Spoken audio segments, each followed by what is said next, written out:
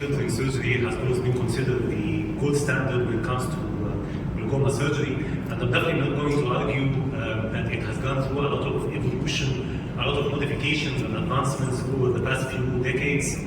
Even the technique بتاعت الفيكولكتومي itself أو في evolution والappearance of new filtering techniques زي non-penetrating deep sclerectomies وزي gadgets اللي ده express shunt that was later withdrawn from the market عشان ما كانتش كويسة للإندوثيليوم minimally invasive lab surgeries زي الزان implant والفيزل.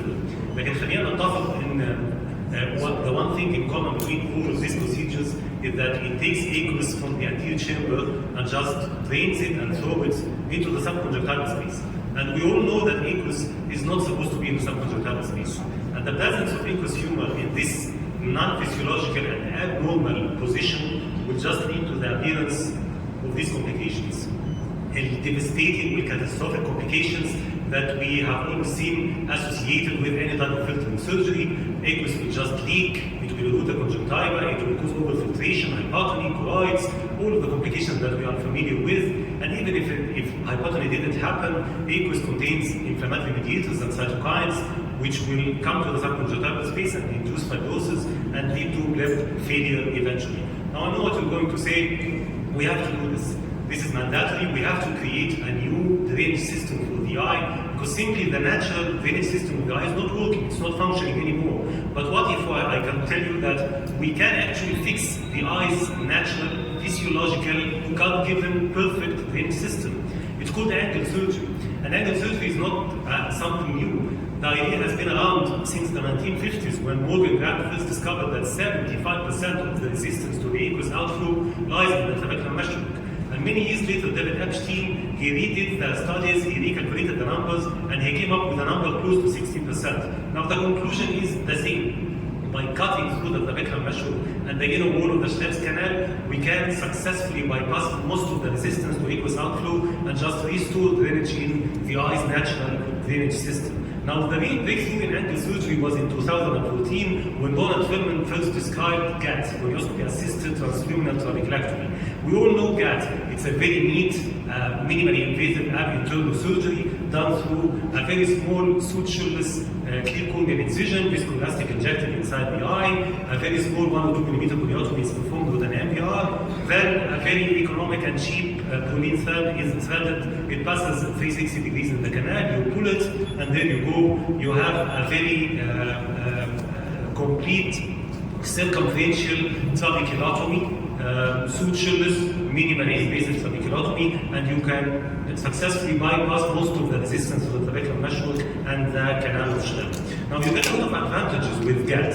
It's a minimally invasive procedure with minimal tissue disruption. It has a very high safety profile, just some hyphema that typically resolves within a few days. It has a very, very rapid recovery, minimal downtime for the patient. The patient can resume his daily activities within a few days. It's an economic procedure and it is conjunctival sparing. You preserve the conjunctiva for further interventions if you want. It works for all types of open-angle glaucoma, whether it's primary or secondary. It even works for in eyes which has a previous failed trabeculectomy. And this is very important. It could be successfully combined with cataract extraction without any of the two parts affecting the outcome of the other part. Now, this is something that we can definitely not say about phacotrabeculectomy. But the most important advantage that you get with GAT is that you avoid seeing these. The catastrophic complications that we see in association with filtering surgery. Now, we have established that GAT is safe, but is it effective? Actually, yes, it is. And we have the data and we have the evidence to support that it is effective. It is effective in primary open-angle glaucoma, secondary open-angle glaucoma, pediatric glaucoma. It is even effective in eyes with a previous failed trap. Now, it is effective, but is it as effective as TRAP? Well, if we look just at the number of the intraocular pressure that we could achieve, you probably would not be able to achieve a very low single-digit intraocular pressure number with GAT as you can achieve sometimes, occasionally with TRAP. And I'm saying sometimes and occasionally because we all know that TRAP is not really a surgery that's known for its predictability, its consistency. When we're doing a TRAP, even with the best hand, we usually don't know what's the intraocular pressure that we're going to end up with. And the other thing is that do we really need measurement movement? Do we really need to get to this very low intraocular pressure levels for all of our patients with advanced glaucoma. We only need to get that low to a single digit intraocular pressure only in patients that we know that they're going to progress on a mid 15 or 14 or 15 millimeter mercury.